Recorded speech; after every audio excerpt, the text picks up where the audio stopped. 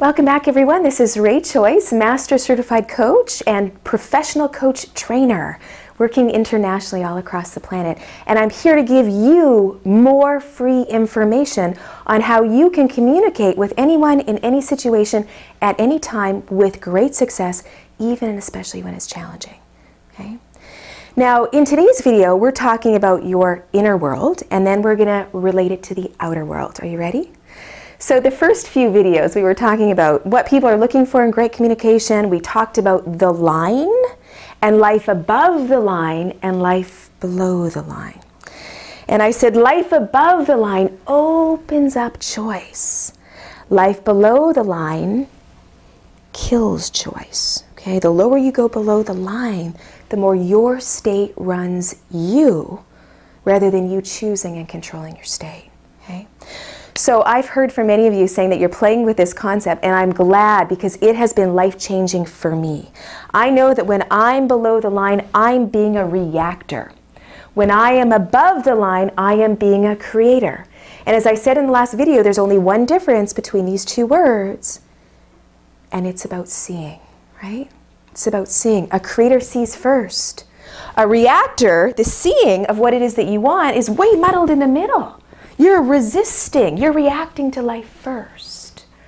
So what we want to do is get ourselves to at least neutral and then live life above the line. Okay, but first let's talk about what life is like below the line, because I have certainly been there, and I know many of you have been there, and perhaps you visit it on a daily basis. And when you can start to calibrate it inside of yourself, you truly change your life. You begin to control your inner world rather than it just running you. Okay? So let's briefly talk about these qualities.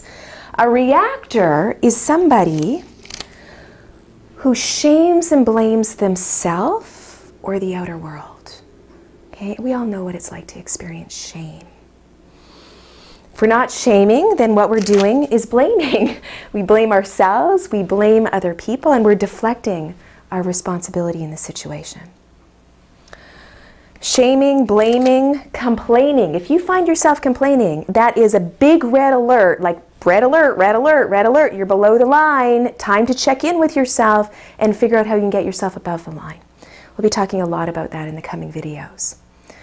What else? If you're not complaining, you are in a place of inner pain. Okay, you might not be saying anything. You know, maybe you've just completely shut down inside of yourself and all you're feeling is excruciating pain and you're not sure what to do with it, right? We've all been there. Shame, blame, complain, lots of pain, a whole lot of justification, right? If we're below the line, we are justifying our behaviors. We're rationalizing, we're justifying, explaining things, right? And caught up in the storyline of life, what I call the content. So life below the line is the life of the story. It's the trauma drama sequencing. And who you are is someone that's going to get yourself above the line. You don't need to be caught up in justification. You don't need to be someone who's in have-to mode. I have to, I need to, I must. You know, you're run by this negative inner dialogue. Perhaps you're hearing your mother, your dad screaming and yelling at you, or one of those teachers from grade school. You have to, you must. And you are constantly disoriented around who you really are inside of yourself. So we want to get out of have to, and we also want to get out of the tension, because life below the line has tension. It's heavy, it's dark, okay? It's got a heaviness to it. So if inside of yourself you're feeling really heavy, you know that you're below the line. You know that something is not true for you. Anytime you're feeling that dense, heavy energy, it tells you that there is a lie in the space. Okay? Note to self. If you feel that dense, heavy energy, there's a lie in the space. You got to notice, I'm below the line and something about this situation is not right. So it's time to get yourself above the line. Now, how do you get yourself above the line? That's what I'm going to be telling you in the coming videos. But for now, I just want to tell you what life is like above the line, because you already know this. You know what it's like to get out of shame and be in a space of esteem. You know what it's like to not complain, but rather take responsibility. You know how that feels. Sometimes it's a little bit challenging to take responsibility, but there's freedom in that. Because when you take responsibility for your life, you are absolutely in control of your destiny, and nothing outside of you controls you. right? You're taking responsibility. Instead of complaining, you are learning, you are growing, and you are grateful for the opportunity to learn and grow. We learn through bliss, we learn through blisters. We all know this, right? There's two ways of learning, bliss or blisters. Of course, we prefer the bliss. You know, nobody really likes those blisters, but number one, they heal. They're not such a big deal. And number two, they provide an opportunity for growth, right? And when we can be grateful for the learning and the growth, we are free. We are above the line. We're not somebody who's in pain. We're someone who actually can feel good. We can feel the lightness of who we are. Not that heavy, dark, dense energy I was talking about. You get into the lightness of being. There's laughter, there's smiling, there's deep breathing, right? You're open and you're available. You're really noticing. You've got peripheral vision. You can actually see out in the world. You're available to life. Okay? Are you with me here? All right, you're not only feeling good when you're above the line, you're accepting and you're acknowledging all of life. You're accepting yourself, you're acknowledging who you really are, and you're accepting people around you for who they are as they are without trying to change them. What else? Instead of the have to, you're in choose to. You choose life. You decide on what's true for you, right? You will create what it is that you want. So you use language in a different way. You're not in have to, need to, must. You're in I choose, I am, I decide. I will, right? Possibility versus necessity. Did you get it? Big difference. So you're in choose to mode. You're also in a place where there's not tension, that heavy darkness. There's ease. You're in a place of letting go and releasing. Right? We've all had those experiences, okay? And I invite you to consider this. This is like a beautiful, gorgeous inner massage, right? Of course, we all love the physical body being massaged so that we release, right? But we can do it inside of ourselves. We can really get ourselves above the line, and there's relief there. There's space there, okay? Below the line, it's like you're in a little tiny rabbit hole, especially when you're really, really, really below the line. When you're above the line, there's space.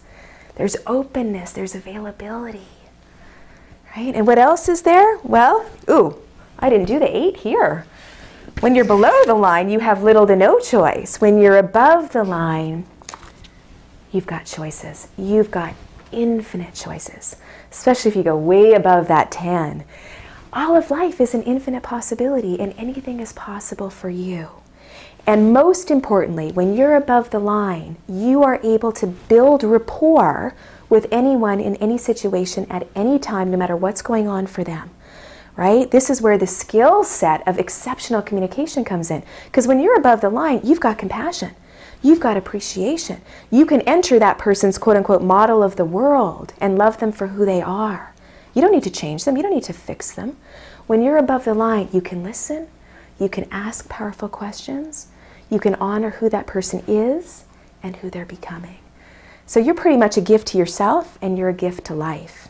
And most importantly, you are not thrown off by the outer world. Okay, so let's talk about the outer world here for a moment. Stick with me here, guys. It's getting good. Some important stuff coming, okay? The BABE formula. I'm just going to introduce the BABE formula, and then I'll go into more detail next time, okay? The BABE formula, as I shared with you, is a simple, sexy strategy to support high-level communication in stressful, sucky situations. Okay? This thing rocks. I am telling you, I have been using it, and it has saved me. I'll share with you a number of examples later on in the videos. I taught my son this, and he used with me the other day. Mom, I think you're a little bit below the line. I think you need to sit with your anger and come back when you're ready to talk. This is my 9-year-old, okay? Actually, he's not even 9 yet. He's turning 9 coming up here. But, I mean, this is a tool that is so supportive. And I just, you know, and he was right. I was saying, you're late. Come on, let's go. And he said, Mommy, you're below the line. You need to sit with your anger. And it was like, wow, it was such a useful tool for me to have a mirror to my own inner awareness.